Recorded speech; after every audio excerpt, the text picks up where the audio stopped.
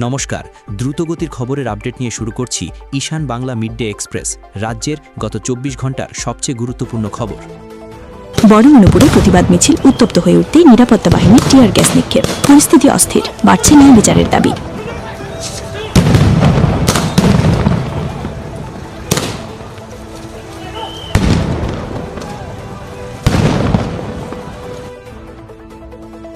দুশ্রীভূমির কানিশালে জাতীয় সড়কে দাঁড়িয়ে থাকা ট্রাকে মোটরসাইকেলের ধাক্কায় প্রবীর ঘোষের মৃত্যু, গুরুতর আহত পান্তু দাস হাসপাতালে চিকিৎসাধীন।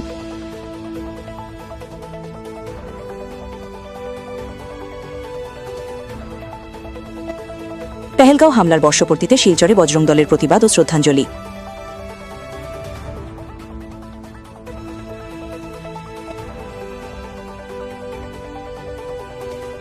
মহিলা সংরক্ষণ বিল নিয়ে শ্রীভূমিতে শতাধিক মহিলা রাস্তায় নেমে কংগ্রেসের বিরুদ্ধে প্রতিবাদ জানান, শাসক ঘনিষ্ঠ নেত্রীদের কড়া সমালোচনা।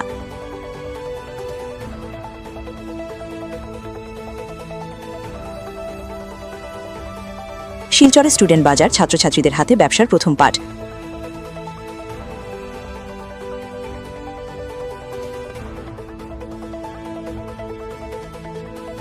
মানসুনের আগেই বেহাল শিলচর জৈন্তিয়া রোড, কাদা জলে নাজেহাল সাধারণ মানুষ।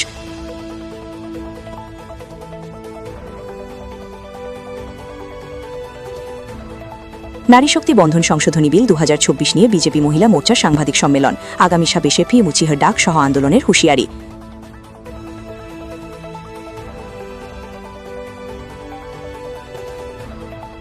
বরখলার ডলুচা বাগানে ফ্যাক্টরিতে রঙের কাজ করতে গিয়ে উদারবন্দের এক যুবকের মর্মান্তিক মৃত্যু, পরিবার ও এলাকাবাসীর দাবি নিরাপত্তা অবহেলার কারণেই এই ঘটনা।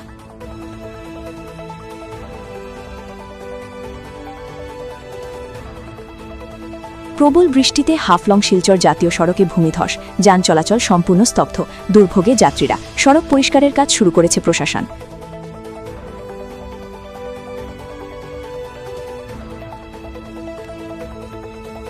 গান্ধীজির স্বচ্ছতার আদর্শ মঞ্চেই সীমাবদ্ধ, গান্ধী মেলা শেষে আবর্জনার পাহাড়ে ঢেকে গেল মেলার মাঠ। শিলচর পৌর নিগমের চরম গাফিলতিতে ক্ষোভে ফুঁসছে শহরবাসী।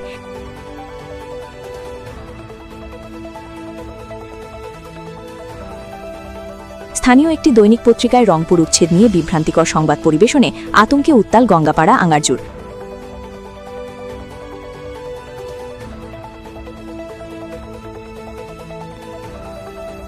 ভক্ত ও দর্শনার্থীদের জন্য খোলা হলো কেদারনাথ মন্দিরের প্রবেশদ্বার। দীর্ঘ প্রতীক্ষার অবসান, খুলে গেল পবিত্র কেদারনাথ মন্দিরের দ্বার। ভোর থেকেই হর হর মহাদেব ধ্বনিতে মুখর পুরো এলাকা, হাজার হাজার ভক্তের ঢল। উত্তরাখণ্ডের মুখ্যমন্ত্রী পুষ্কর সিং ধামি মন্দিরে পুজো ও পরিদর্শন করেন। প্রায় 51 কুইন্টাল ফুলে সাজানো হয়েছে মন্দির চত্বর।